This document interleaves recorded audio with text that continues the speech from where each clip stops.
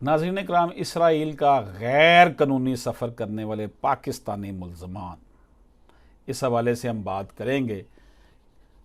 जो FIA है पाकिस्तान का तहकीकाती अदारा, उसने गैर कानूनी तौर पर इसराइल का सफ़र करने और मशकूक तरसीलात ज़र यानी पैसा भिजवाने के इल्ज़ाम में गिरफ़्तार 5 अफराद की तहकीकात के दौरान ये दावा कर दिया है कि इन अफराद ने इसराइल से 108 ट्रांजैक्शन की और मीरपुर ख़ास पोस्ट ऑफिस में 1 करोड़ 13 लाख रुपए भिजवाए। नाज़रीन करम, FIA ने मीरपुर ख़ास से ताल्लुक़ रखने वाले 5 अफराद को हिरासत में लिया था, जिन पर इल्ज़ाम था कि उन्होंने गैर कानूनी तौर पर इसराइल का सफ़र किया और वहाँ मुलाजमत के ज़रिए पाकिस्तान पैसे भिजवाए। नाज़रीन करम, पाकिस्तान के पासपोर्ट पर इसराइल का सफ़र नहीं किया जा सकता क्योंकि पाकिस्तान ने सफारती तौर पर इसराइल को तस्लीम नहीं किया हुआ।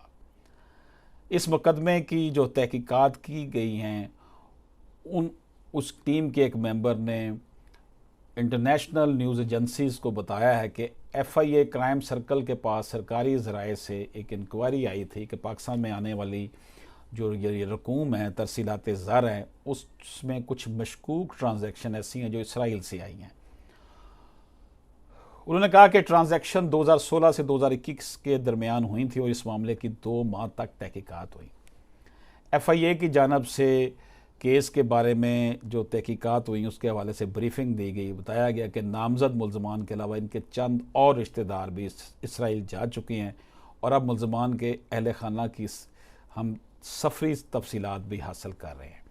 FIA की जानब से बताया गया कि केस की तहकीकात के दौरान मालूम हुआ कि मुल्ज़मान ने इसराइल से 108 ट्रांजैक्शन के ज़रिए मीरपुर ख़ास पोस्ट ऑफिस में 1 करोड़ 13 लाख रुपए भिजवाए।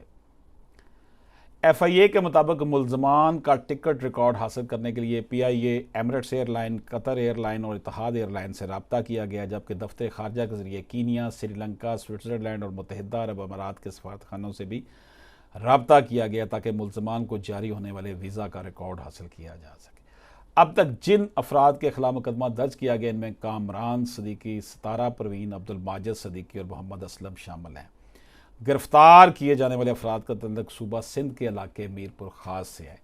इन अफराद के खिलाफ दर्ज मुकदमे में लिखा गया कि मुल्ज़मान ने एक इसराइली एजेंट इसहाक मत्तात को इसराइल में मुलाजमत के लिए 3 लाख से 7 लाख रुपए तक दिए। FIA के मुताबिक गिरफ्तार होने वाले तमाम अफराद इसराइल में गाड़ियाँ धोने का काम करते थे।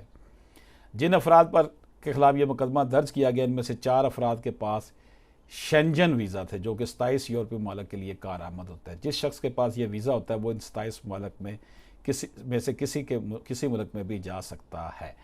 FIR के मुताबिक ये अफराद 4 साल तक इसराइल में गाड़ियाँ धोने का काम करते रहे और इस अरसे के दौरान वो इसराइली करेंसी को पाकिस्तानी रुपये में तब्दील करवाते हुए फिर वेस्टर्न यूनियन के ज़रिए अपने रिश्तेदारों को भिजवाते थे। FIA के एहलकारों के मुताबिक 10 बिलियन रुपये से ज़्यादा की रकम मुल्ज़मान की तरफ से अपने रिश्तेदारों को भिजवाई जा चुकी है। इसराइल से पाकिस्तान के हवाले में जो ट्रांजैक्शन हुई है, उस हवाले से ये बड़ी अलार्मिंग सिचुएशन थी, क्योंकि ज़ाहिर है कि हमारा उनके साथ सफारती ताल्लुकात नहीं हैं। इजाज़त दीजिए। अल्लाह हाफिज़।